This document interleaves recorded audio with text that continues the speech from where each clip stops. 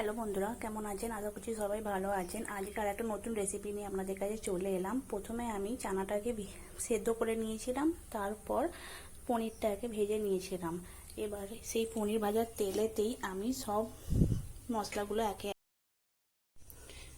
কড়াইয়ে তেল গরম হয়ে যাওয়ার পর তাতে আমি 1 চামচ জিরে গুঁড়ো দিলাম, দুটো শুকনো লঙ্কা, একটা তেজপাতা, দারচিনি আর দুটো এলাচ দিলাম।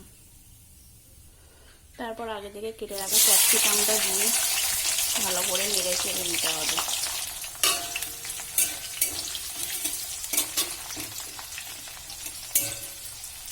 ক্যাপসিকামটা হালকা ভাজা হয়ে গেলে কেটে রাখা টমেটোগুলো দিয়ে দেবো।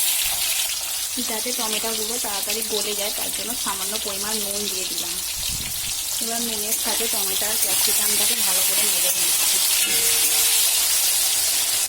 টমেটোটা 80% কুক হয়ে গেলে এতে আমি 2 চামচ আদা বাটা দিলাম, 1 চা চামচ লঙ্কা গুঁড়ো দিলাম,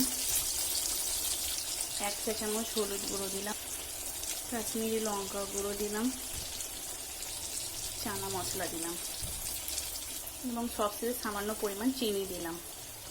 দিয়ে মশলাটাকে ভালো করে নেড়ে নিতে হবে।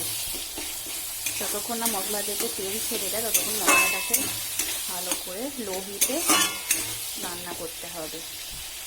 আমার মশলা থেকে তেল ছেড়ে দিয়েছে। এবার আমি এতে 1 চামচ পরিমাণ টক দই দিলাম। এবার টক দইয়ের সাথে মশলাটাকে ভালো করে মিশিয়ে নিতে হবে। আমার মশলা থেকে তেল ছেড়ে দিয়েছে, দেখুন কেমন তেল বেরিয়েছে বন্ধুরা।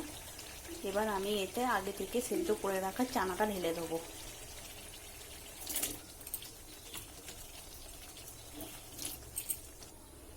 এবার এটাকে ভালো করে মশলাটার সাথে মিশিয়ে নিতে হবে।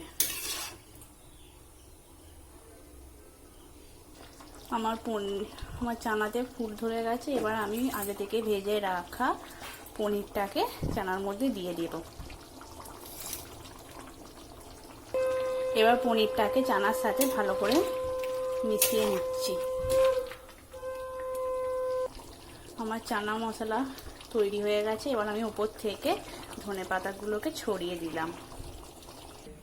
আমার চানা মশলা তৈরি হয়ে গেছে। ভিডিওটি ভালো লাগলে লাইক, কমেন্ট অ্যান্ড সাবস্ক্রাইব করে দেবেন।